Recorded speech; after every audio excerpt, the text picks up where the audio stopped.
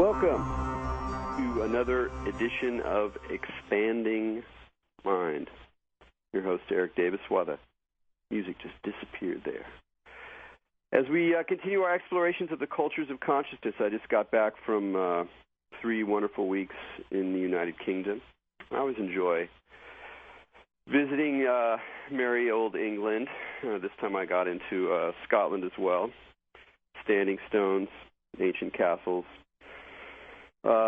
Templar chapels, and lots of magical enchantments, and as well as a bunch of interesting events in the Big Smoke in London, including Breaking Convention, which was a very interesting psychedelic conference of the old school with lots of crazy characters, shamans and mystics and artists, as well as the scientists and psychologists that we increasingly see at psychedelic gatherings.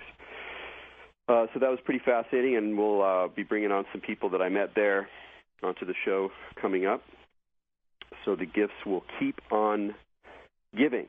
But today we're going to talk about music. We don't do music too often here on Expanding Mind, not because we're not absolutely enamored of music. And in fact, I think that music of all the arts, including literature, film, I know there's wonderful jewels in all these genres, but for me, music is always closest to the spirit, whatever we mean by that amorphous term. So pursuing mind, pursuing consciousness, expanding the horizons of the self, I can't imagine doing that without being a lover and hopefully creator of music. But it's often the case, and I say this as someone who wrote about music extensively for many years as a music journalist and critic, that in my humble experience, most musicians are not particularly articulate. Nothing to say about them as their intelligence. Obviously, they make great music, but they're not always the most engaging in conversation. So it's a rare treat when I find a musician who I feel is really interested in articulation and entering into the conversation, into the deep think around the music. And luckily today we have one such, Steve Nalepa, an old friend of mine, an electronic music producer from L.A., as well as a composer, professor, DJ, Dubspot instructor, and an Ableton Live expert. One of the things I like about Steve's career is that it's not just about making tunes and being the groovy DJ in the limelight, but it's also about building a whole world, a whole sort of culture around new technologies, spreading the word, teaching folks how to use the stuff, how to create, move on and become their own creators. So he feeds the scene as well as being a scenester, so to speak. So I'll look forward to talking with Steve. But before I bring him on, welcome back our co-host here in Expanding Mind, Maja Dau. Hi, Maja. Hi, Erik. I know you're pretty busy these days. When is the last time you've gone out and gotten goofy at a DJ set or some crazy dance party? Well, I admittedly don't go to a lot of DJ sets or dance parties. I like to go see live music. Right. Not so much on the DJ end, but actually I did go. It's funny you should ask, because I did go to a dance party, which was in Italy. I just recently went to Italy, primarily in Rome, totally went to the Vatican, which blew my mind, but that's like a whole in-depth other story. But we were in southern Italy in this town called Positano, and I went to this venue called Music on the Rocks, which is literally a cave. It's like carved into the side of this epic cliff on the water, like in Italy. So we were there in this cave, and it was 4th of July, and the Italians there were having an American 4th of July party. So it was kind of funny because I went to Italy to experience Italian culture, and then we got to see how the Italians view American 4th of July with this DJ that was there at this club that was in a cliff in the side of a wall. So it was really a pretty enjoyable experience, I have to say. Well, that's one of the good things about that stuff is it can travel. But, of course, it must be said that electronic music also can be live. In fact, most of the That's true. really good shows that I've seen that stick in my head, I mean, I've enjoyed some great DJ sets, but I have really enjoyed some live sets where things were in motion, and I know that's part of what Steve is interested as well. So with that, I knew you'd come up with some good nugget. I just knew it. You always have some good tale. And I have a guy with a rock, and it's Italy, 4th of July. Why is it American? It's great stuff. So, but with that, let's bring Steve onto the show. Steve, thanks for joining us on Expanding Mind. Hey, how you guys? Thanks for having me. Honored to be here. Yeah, it's a guy we haven't spoken for years. Lately.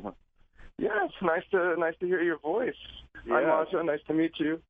Nice to meet you, too. Good stuff. So let's see, where to start? Well, first, I want to talk more about your own history and how you got into stuff in a bit, but just to kind of put a bigger picture, I'd love to just give you almost like you were as much a commentator or a journalist as a producer and creator. Just a little bit a sense of your own impression of where electronic dance music is, or electronic music more generally, now. You've been making it for a long time.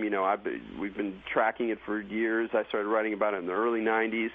But it's a constantly moving target, and I know there's been a lot of that stuff going on the last couple of years. And so I'm kind of curious from where you sit as both as a producer and a DJ, but also someone who's teaching these technologies and really trying to create the younger generations of music makers. How do you see the whole scene right now?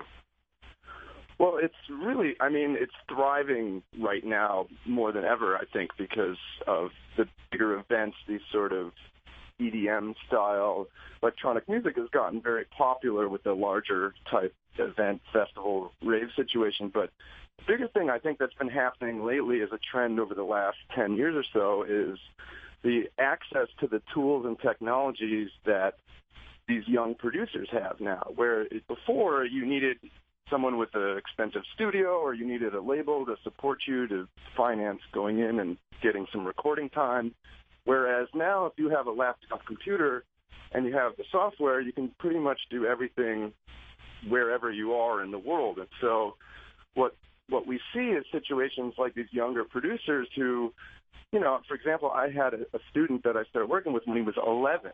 And basically, when I came in to start working with him, he had already watched, pretty much every tutorial video that existed on the web. And there's hundreds of these YouTube tutorials that people are making out there that, if you're self-motivated, you can get out there and pretty much learn everything you need to know about how to produce and make professional quality sounding music. And so here's a kid at 11 years old making really heavy dubstep music a couple of years ago that, stood up against, some of the bigger artists in the genre, mainly because he got really curious. He heard some music he liked, and then it started him down that trail of discovery where, he went to Beatport and he listened to some music, and then he discovered new artists, and then he's like, oh, I never knew this existed, and he wanted to make it. But then the big leap that he made there was he started searching for it. And, we come from an era when we didn't have all this information always at our fingertips. I remember, back in the day when you wanted to find a new artist or look something up.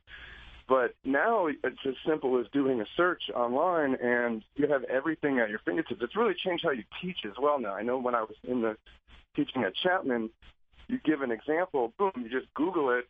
You can pull up, you start talking about Herbie Hancock, Rocket, and produced by Bill Laszlo, and then next thing you know, you can show them the video with it, dancing mannequins. And it's like, we didn't have that 20 years ago. You had to order a video and, order a magazine or, things like that. But, this access to information and the ability to share your music in platforms like SoundCloud and whatnot is enabling people to kind of break through that barrier where you win a remix contest at 17 years old, and then a year later, the Porter Robinson situation, like he's out touring with Tiesto, playing for, tens of thousands of kids every night of the week. So it's, it's exciting. There's, obviously more people are creating stuff, so it's now about having like a good, reliable filter to help you find the good stuff, to weed through all the crap that's out there. But, it actually leads to this thing where people can be inspired, and there's this hope that, like, hey, I might get through and break through. So, well, that's one of the things that interests me. I mean, there's a couple of things in what you just said that really intrigue me, and I think give us a good. I mean, one of the things I've always liked about electronic music is that understanding how it works and looking at how it's changing and how people get found and how people create is a really good way of getting a more general sense of how we're engaging with digital technology and like how technology can create new environments, new ways of learning, et cetera, but because it's fun, you're listening to music, you get it's like you get an emotional, impactful sense of this stuff as well as just tracking the technology. And so a couple, responses to what you said. One is just like this 11-year-old kid, like just the ability of, kids to get obsessed with something and have all the time in their world and all the support, because usually parents are like, they're great, they're obsessed, they're entertaining themselves, and they're learning, so they're like researching, they're figuring stuff out, and just how quickly and how intensively informed kids can be. And I mean that's got to be changing. It's not just that younger people are able to make good music and occasionally get picked up and have their lives changed by, becoming well-known when they're still teenagers, but even just the way in which the music gets made, or why it gets made, or where the sense of quality is coming from. I just think it's a really interesting dimension. I mean, you must have just in the teaching years you've been teaching, sort of gotten a sense of the shift as younger people get into stuff and are able to do it more and more. How do you think that changes the music, or how do you think that what's the difference that's made by the ability for younger people to be able to really creatively engage this stuff? Yeah, absolutely. And, when I first started teaching, I taught at Chapman University for 5 years. They had a music conservatory there. And I remember when I first started teaching there, I'd ask my class, because my friends in the Glitch Mob had done a remix of one of my songs. And so there's this great video of an interview with Edit from the Glitch Mob talking about the process of making an album. And, this idea of you write one song and, that's a song where you're like, you know what, this kind of vibe, this style, I can see myself making an entire body of work kind of like this song. And it's an incredible, video. It's from craft.tv. It's basically, I always would show this to my students before I gave them their first composition assignment, because I think you really nailed the process of, tuning in and coming from a unique, personal, emotional place and pouring that into your music and writing your music and then writing a whole body of work and making an album and whatnot. And I just remember when I first started, no one really knew who the Glitch Mob were. They had just started coming out, and, and it was funny, like over the years, over the course of the 5 years that I taught there, every year I would show this, and like by the second or third year, they had grown to a point where everybody in the class had known about it. And it was, it was really interesting how this shift happened where, these artists that were, at one point more obscure electronic artists, it sort of shifted and became more popular. And, it's just kind of been really building and building lately. And, it's fun. I think that's the most important thing. It's almost like for these younger kids, when they get into it, instead of playing video games, playing stuff with the music software is almost the same thing, except at the end of the day, you're actually creating something. And I think that's why a lot of the parents of these younger kids are, actually being very encouraging, because they see them like building a skill and working on something and, potentially, hey, you put your album out, it might be something to put together for your portfolio for going to college. I mean, I have these discussions with parents all the time, and, they're just happy to have these their children like in a direction where they're passionate about something and they're, you know, eager to learn and devouring knowledge. And, you know, I try to encourage that by really filling in the history, you know, because there's two types of the young people today. There's the ones who only know like the most recent stuff, and they only go back a few things, and they really don't care. You get these like funny arguments that pop up about, you know, an artist samples an artist from, you know, an older generation, and nobody knows like who that artist is, even though it's someone as big as like say Portishead. You know, like there's a new song out by The Weeknd that has a sample from Portishead, and I'm sure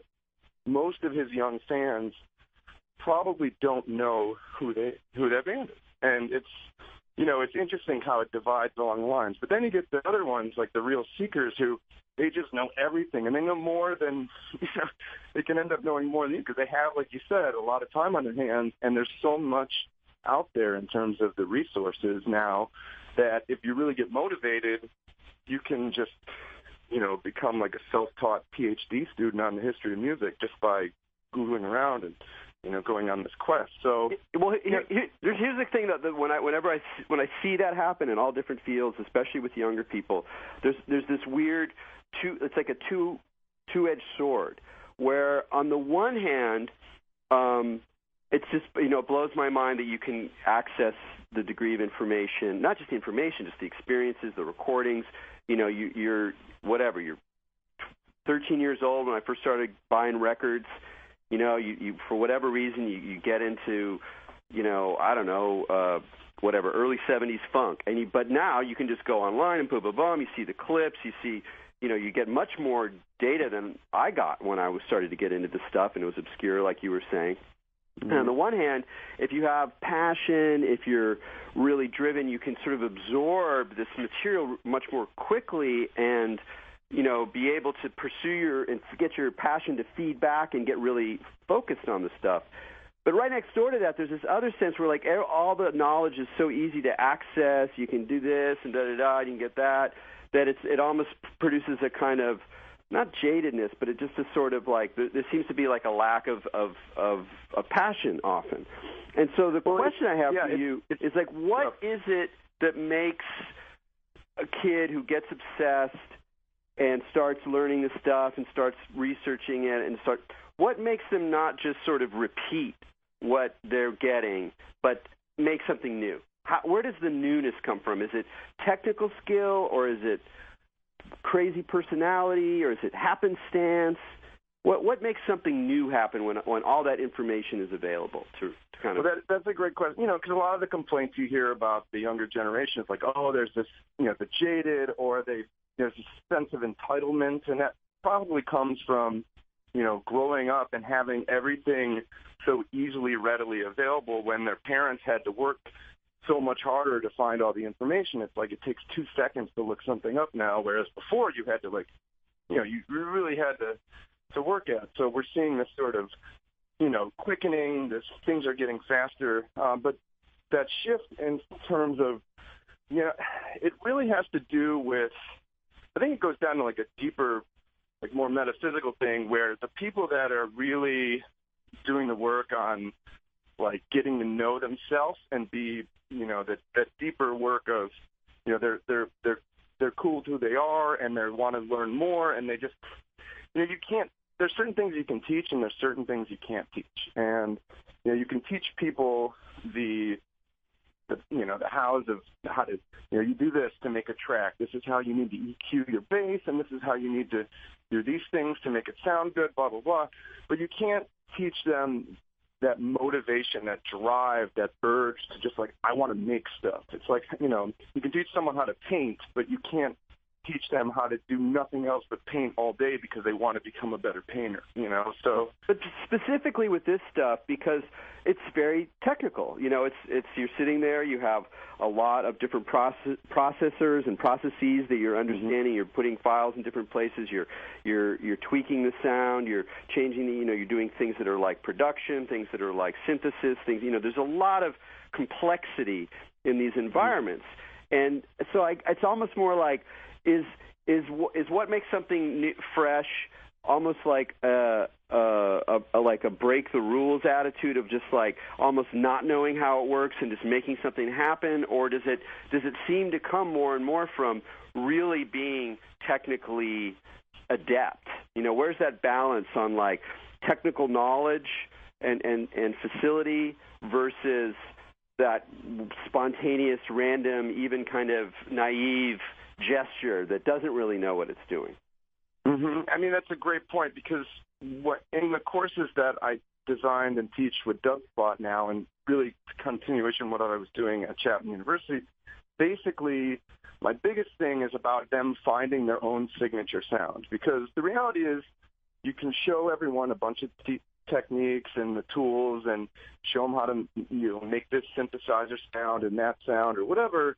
And at first, most people's music, when they start producing, is going to sound somewhat derivative. Like, oh, I really like this track by this artist, and so I want to make something that sounds like that. And you get into this, stage as a producer where, you're just trying to, learn the tools while kind of imitating your favorite works. And that's a pretty natural thing. But, one of the exercises I would always recommend to my students when they would start working, or when someone's like, oh, I have writer's block right now, I'm just not feeling very inspired, I can't do it. I was like, okay, here was my exercise for breaking through your writer's block. I'm like, close your eyes, take a deep breath, pick an age in your life, okay? Like, go back to when you were in third grade. Start going through your mental Rolodex. Think about every person you've ever met, and start sending out a little mental, like, thank you, like, thank them for the lessons you learned, for the experience you shared, and like just kind of go through your entire life of thinking about everyone, just freeform it, that you've ever met, and all those experiences that you guys had together. Because if you can tune in like that and get to a place where you're realizing your own unique point of view, and then you start the writing creative process coming from that place, I feel like no matter what you make, if it's derivative or not, there's going to be some emotional truth in there. And like that, to me, I think is the most important thing.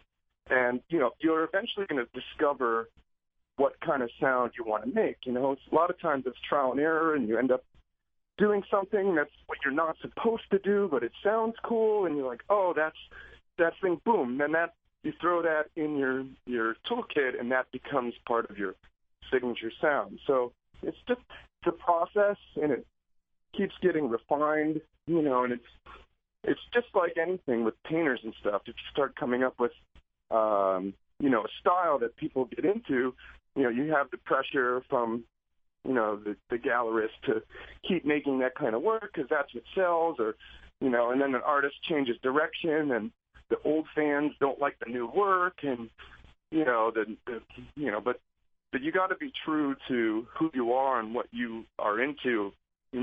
First and foremost, like, you got to make music that you would want to listen to and you're inspired by. And it just, I don't know if there's like a definitive answer as much as there is. It's a process, and you have that aha moment where it kind of clicks together for you, and you're like, this is a sound that I want to explore, and I'm gonna, and it comes really quickly when you get that, when the muse finally shows up.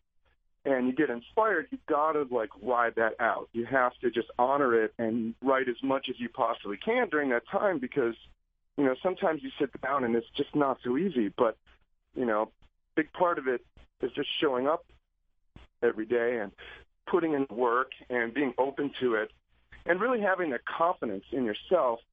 I think that's the biggest thing that you see with the people who are out there being, successful artists today. They're confident in their choices, and they make choices, and your art is a sum of all the choices you make. It's like, okay, what kind of kick drum sound am I going to use? What key am I going to write this song in?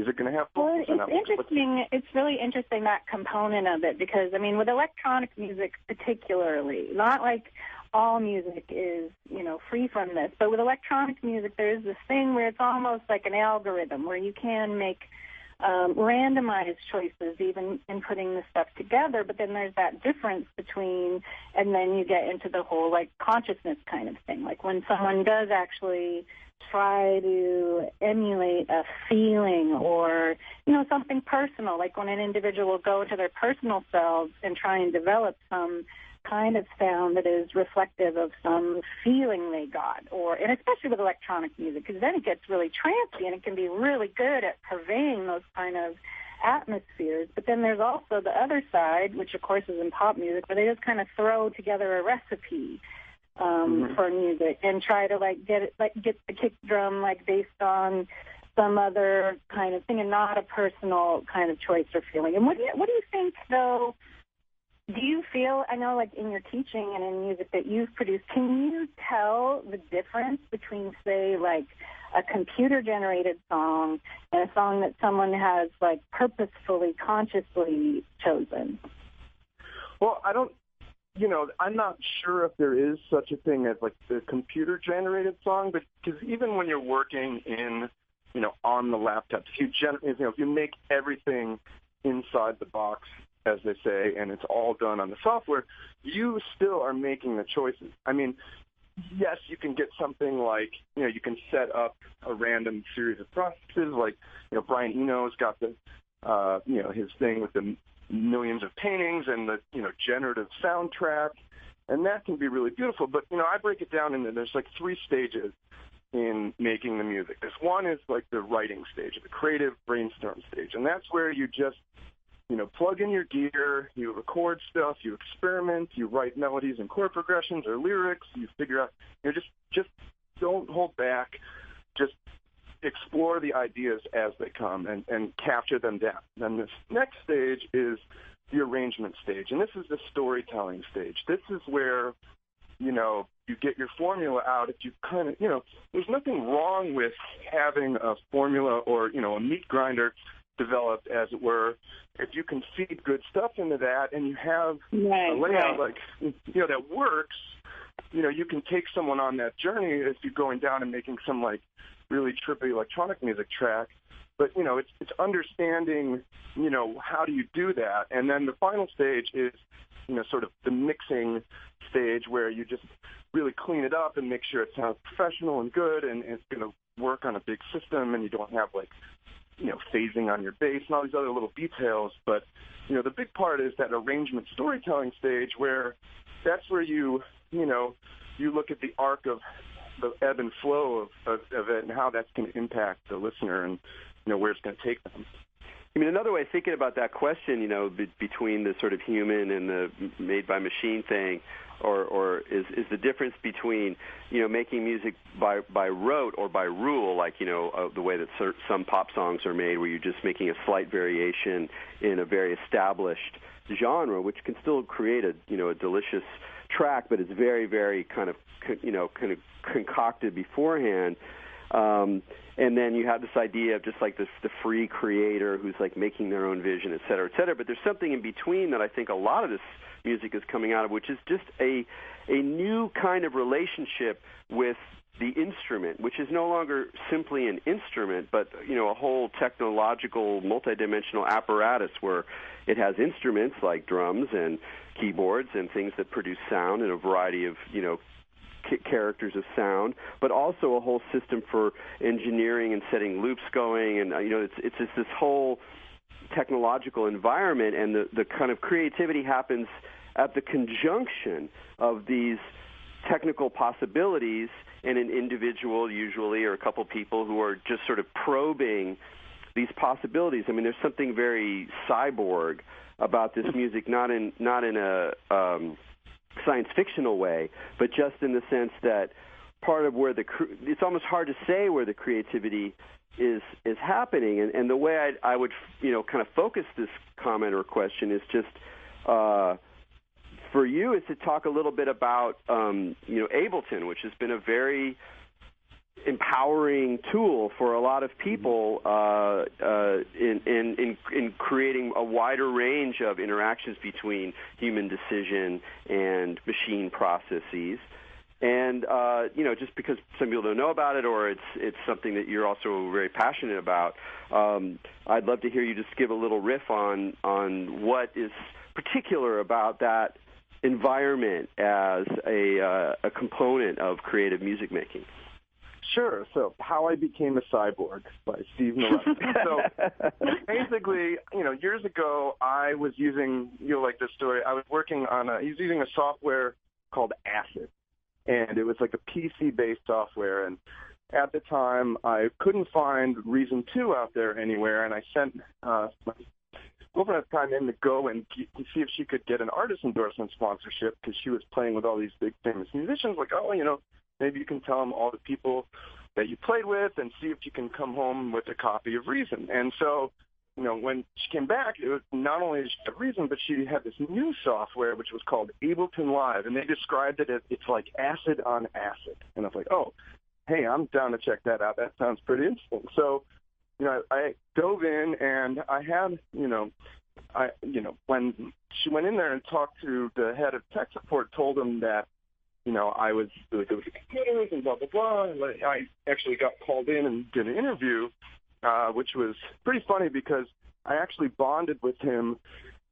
Calvin Banks was the head of tech support, and he's responsible for, hiring a whole bunch of really talented artists like No Such Thing, Blue Tech, RD. There's a bunch of artists that have come through the ranks of M Audio tech support over the years. And, at the time, actually Calvin and I bought it because I used to work as a paranormal news researcher for a show called Strange Universe, and he found that out, and he was all, I gave him copies of my books from when I was an art book publisher, and he was just super down because he had no one he could really talk to about his childhood UFO experience that, he had, and, he was just really excited to talk to me about the Face on Mars Hoagland guy that he lived in the commune in Hawaii with, all this crazy stuff. I was like, dude, we were riffing, and so, I ended up getting the job. He also played Everybody Loves the Sunshine with Roy Ayers on Soul Train when he was 17 years old. Like, he was touring with, Roy Ayers and Stevie Wonder. I'm like, this is my boss. This is, like, the greatest job ever. So, I came in and had really enjoyed working with this software and, kind of became the expert because they had literally, M Audio just started working with this Berlin-based company, Ableton, distributing it, and so, having a background as a teacher and whatnot, I was able to step in and started working with a lot of the endorsed artists that were coming in and wanting to learn about this, because it was different than the other software that was out there at the time, like the Pro Tools and Logic and these other programs that were more timeline-based, linear, and Ableton's big thing was it has a thing called the session view, which allows you to do more of a real-time thing. So, in a way, it has this incredible, like, creative flow that's much more akin to, improvisation in, like more traditional, music playing. So you can really get into some stuff with the software, and there's a flow that you can get that I don't find really with any of the other programs. And, it's just evolved over the years. It's become, originally it was written as mainly geared towards live performance, and now some of the work I do is going on the road with artists, supporting them, helping, basically being in the band and running, the computer setup for the stuff that's not actually being played by the musicians. And, that's a whole other, industry that has grown out of, with the software, because it's really ideal for that. But it's also incredible for, the composition stage where, you get into this flow that you can't get in really in the other programs, and people are working very quickly and making, just a lot of incredible music with it. So it's been, for me, all these years being, in on the early side of it and working with it, I've really met a lot of incredible people. It's like I'm in the studio with someone, I'm like, dude, you've like worked with Michael Jackson, Madonna. Like but I know this software really well, and I can teach you that. But this two-way street where I'm trying to pick their brains on this other stuff. So that software has really made it so that you can kind of dive in and really get going quickly. But they're all the software programs out there pretty much do more or less the same thing. It's all slightly different. You know, they all have a different way of doing it. And the thing with Ableton, you can do pretty much anything. And this kind of goes back to what you were saying earlier. It's like you have these infinite possibilities. Like, you can do just about anything. And I think for a lot of young producers and new producers coming at it, it's a little overwhelming. Like, where do you start? And I think it all becomes about limiting your choices and just picking something and doing it well. Because I want to pick up on that in a second, but we got to take a break now. But it's that whole point about limiting as a aspect of creativity is cool. So, but we'll be right back. We're talking with Steve Nalepa on Expanding Mind with Erik Davis and Majid Daou, and listen to this, and then keep listening to us.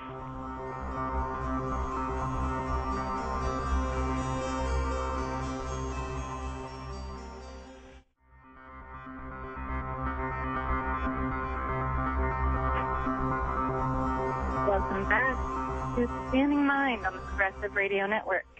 This is Majid Daou, here with my co-host Erik Davis, and we are speaking with Steve Nalepa about all things musical.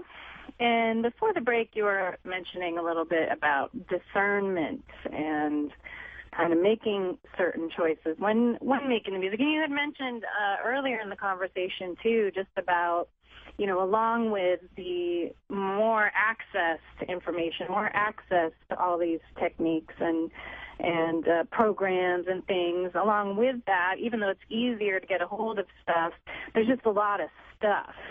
So on the plus side, we're able to make those choices ourselves instead of like getting fed by someone, you know, kind of what to choose or what's good or what we can use. But then on the other side, we are put in a position where you have to have something helping you make the discernment. And I was wondering if you could talk a little bit about maybe like what, if you know, like what drives some of your choices. Does it just intuitive, or do you have like philosophies behind it? Do you try to follow a system, or you just kind of flow with it? Well, you know, obviously it's got to resonate with me. You know, you listen to something, and you know, emotionally, if I'm feeling something, that is obviously the biggest thing, I think. But there's different types of music for different types of situations. Like, there's tracks you could play in a club that will absolutely kill it when people want really heavy, intense. That's not necessarily something you would play when you're chilling, having a dinner party. So there's different types of music for different types of situations, of course. But, you know, I have a few trusted places that I go on the web to find out where, you know, new music and what people are recommending. You know, I think that's been the biggest thing in this kind of new media universe that we live in, is this like filters, like these content filters. And right. And that's, you know, it really now is about knowing where to look and to find the new, and having trusted people around you. You know, I remember ages ago reading the Napoleon Hill Think and Grow Rich book, and the whole story about, you know, Ford being, you know, argued that he's not competent because he doesn't know something about history. And he's like, you know, look, I got buttons in my desk. I push it. I got the guy from the factory who'll tell you anything you need to know. Boom, I push this one. I got my accountant in my office. And so, you know, you don't have to know everything yourself, but you have to know where to look or who to go to. And, you know, that just comes through experimentation and, you know, digging around a little bit. And you just have to be motivated on your own to, you know, and like I said before, you can't necessarily teach that motivation. Someone could have all the talent in the world, but if they're not ready to like step up and answer the call and like go out and do it, you know, you can't push them. It's the whole lead a horse to water and not make it drink thing. So, you know, which is interesting for me because I have some really talented former students who, you know, I have a bunch of them that are killing it right now and doing huge things, but then there's a bunch more that are equally as talented.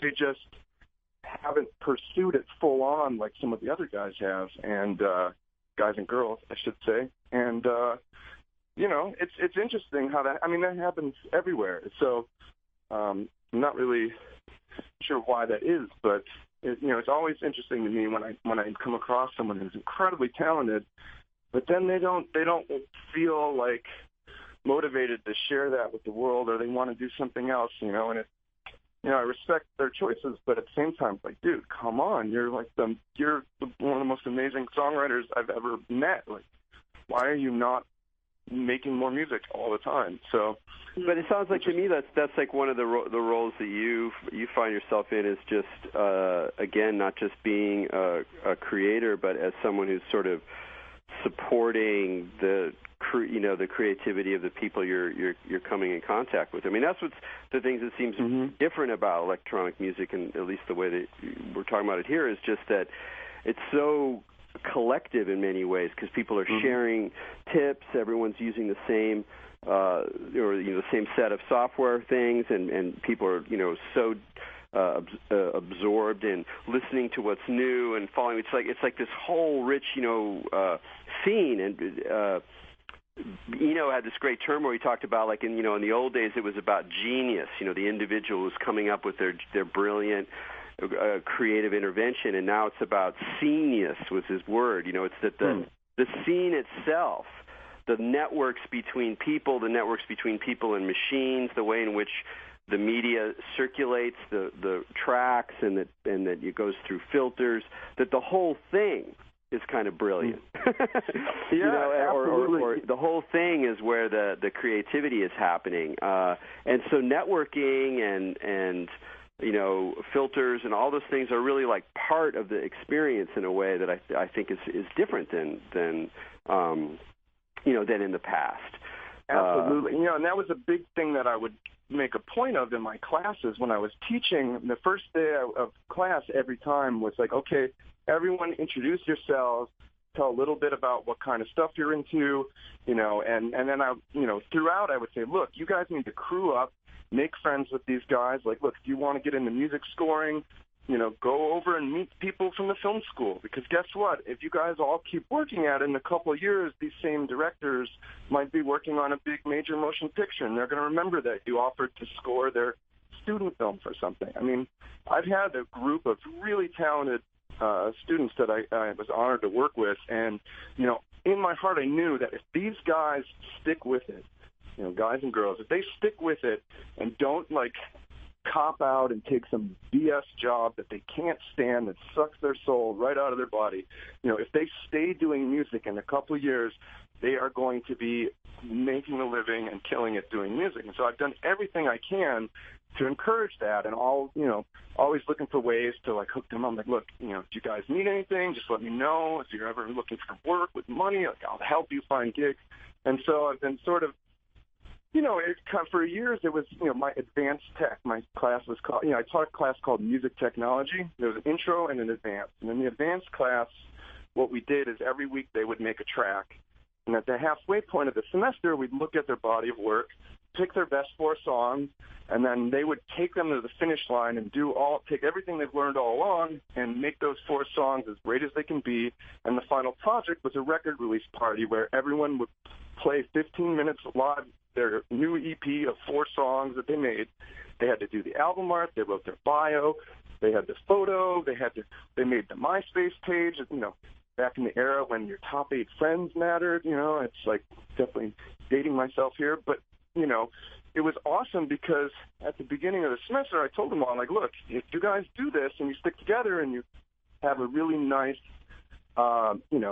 attention to design and aesthetic, and you do it well, like, the tools are out there where people can find out about you. And for me, it was so amazing. We had guests like No Such Thing and Beretta from the Glitch Mob during that semester, and they both, got out of the class after hearing some of these guys' music and, hit up Marianne Hobbs, who is a BBC radio show. I mean, for a while there, she was hosting the show where she was responsible for discovering all these amazing artists. And, her show actually coincided with my office hours, which was right before class. So I would literally go and would be bumping her music loud, and then it went into the first hour of the class as well, and we'd continue listening just because I was also kind of listening to see if she was going to play my music on the show a little bit, but I also was promoting it as, like, this is where you hear the freshest new electronic music. And on the last day of class, instead of having a final exam, we kind of went over how the concert went the Saturday before, and it was amazing. It was like a 6-hour, 22 students, each doing 15-minute sets. It was like a 5.5-hour, Coachella situation here where, they had to write, they went through every step that you would do this as a musician. They had to write a tech writer and let me know what kind of equipment they needed, if they needed anything, and then perform their music live with visuals and dancers or whatever they wanted to do. And it was an incredible experience. And there we are, sitting in the classroom on the very last day, going over everything, listening to Marianne Hobbs, and she played 3 of their songs on her radio show. Is that, that she hit them up on their MySpace pages that they made, asking them to send her music because she's like, I heard about you guys and I like this, send me. And for me, it was such a full circle thing where, you can really do this. It's such a DIY situation now. Boom, that led to EPROM hearing Virtual Boy's music and offering to master their EP for free. And, then because EPROM was involved, like, he's playing their music and, that's an amazing sort of like it's a different mode of circulation, and it's overwhelming in some cases. Like you say, there's just so much material. There's so many producers just in all fields, but that does make it kind of a little bit more unpredictable, and things can move really quickly too because it's more turbulent.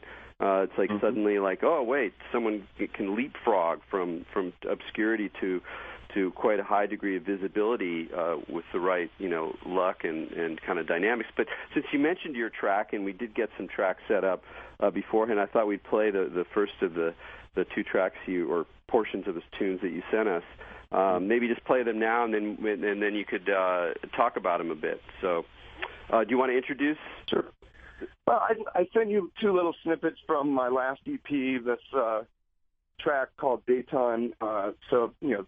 Got a little bit of the beginning of it and a little bit of the end of it. So as we were talked about earlier, I really like exploring this idea of, the music really taking you places. And over the course of the 5-6 minutes, it definitely evolves a lot. So this is, there's a great video to the song Daytime that my friends Benton Bainbridge and Owen Bush did together with the Rut Etra video synthesizer, this crazy analog video synthesizer from the 70s where you turn physical knobs and dials and it makes all kinds of crazy stuff. But, yeah. Well, let's hear it. So this is Daytime.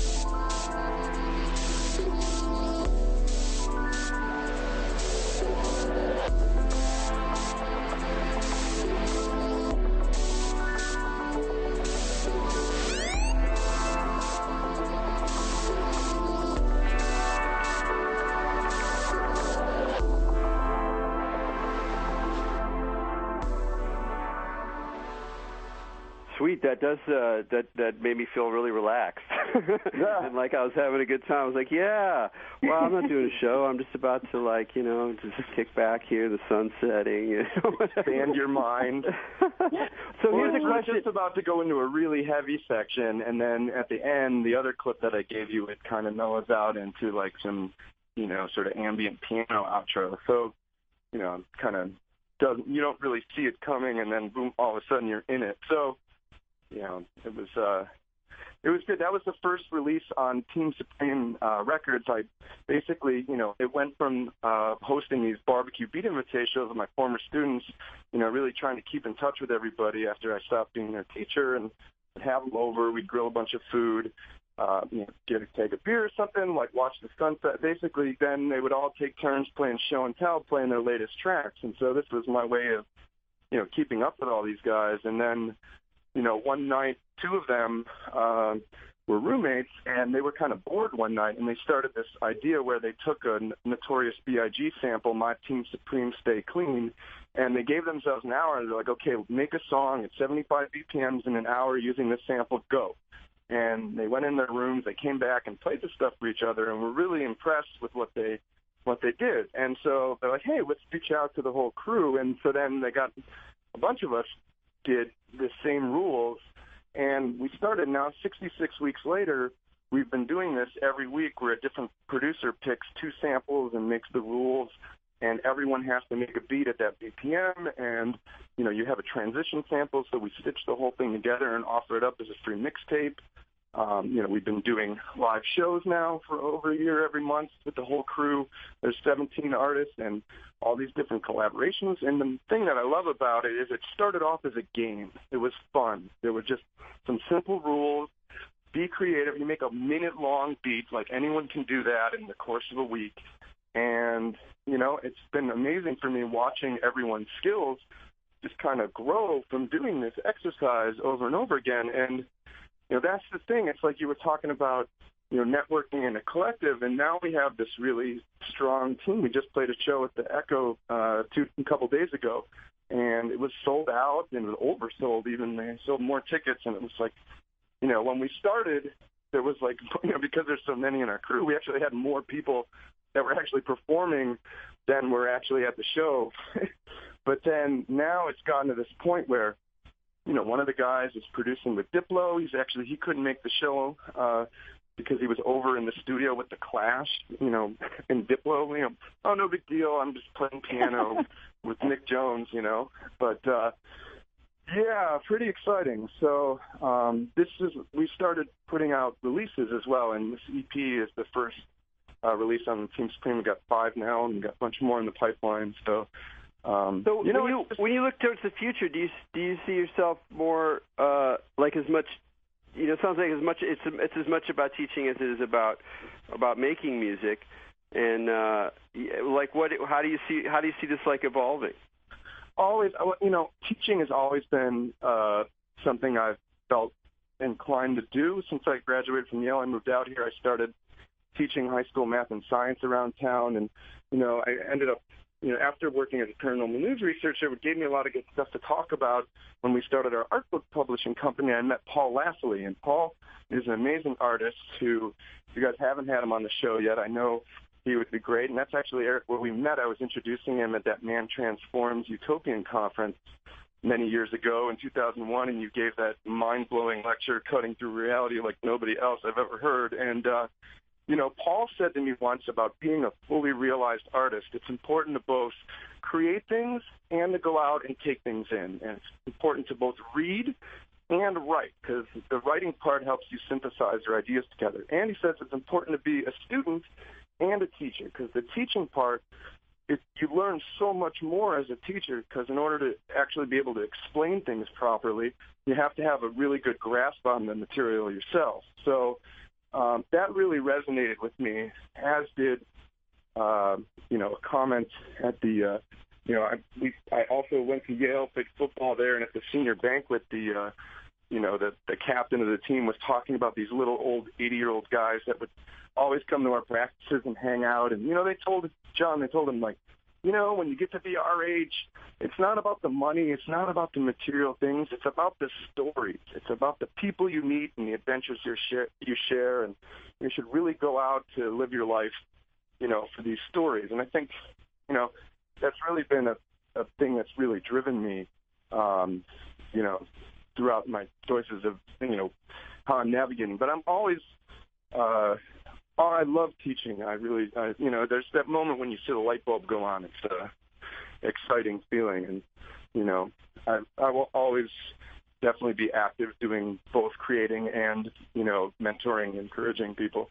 Well, that's like you say, it's another dimension of creativity itself. I mean, I know that's like part of when I, you know, give talks and teach, and it's sort of not different than even the most creative writing that I do. It's sort of like all woven together, and it's refreshing to hear you say that too, because like just, you know, music, like everything, there's also like a lot of egos, and, you know, people are like super ambitious and they're kind of stepping on folk and they want to get big, but there's another side to things that is more collective and collaborative, and we didn't really talk too much about the collaborative dimension of this music or your own career, where you're working with all these different people, you're working with video artists, you're working with, you know, and there's all this opportunity for connections between dancers and visual producers and the music. So it's asking for a kind of collaborative spirit, and at its best, I think the electronic music scene. For me, it's as much as that the music itself is fun or enjoyable or good to dance to.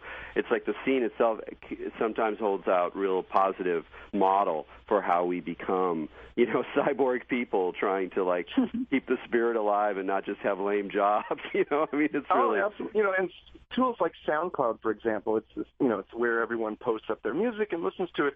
That's enabling all kinds of collaborations. That the 11-year-old I told you about, he's 13 now, and apparently he's grown a foot since I've seen him. He's basically, he was collaborating with a producer in Iceland that he met, and they were making tracks together. People are young kids that are, online meeting these people who are also young and passionate, and they're just trading files back and forth online over the internet and making music together. And it's this whole other reality that we have now that was not possible, just a few years ago. So it's really exciting to see, what's going to come out of that whole, world of collaboration. Cause exactly. I hope it makes for a more collaborative world. But we got to wrap up here. I just want to give you, your website, stevenalepa.com. People can find out stuff. Anything else that's coming up that you want to let people know about? Well, I've got a microdiscectomy coming up next week, so that ought to be pretty exciting. It's been on my pre-microdiscectomy tour this week. But yes, I would just say practice proper posture when you're working on those laptops hunched over all those years, and stretch those hamstrings, do plenty of yoga, and got to take care of mind, body, spirit, the whole picture. The old gray mare. It's still going. It's just got to get a little L5 S1 fixed, and I'll be Word to the wise. Word to the wise. So Steve, thanks for joining us on Expanding Mind. Yes, thank you guys for having me. It's a real honor and a pleasure. Great, and we'll end the show with the second part of Daytime. And so from Maj and me to all you out there, keep your minds open.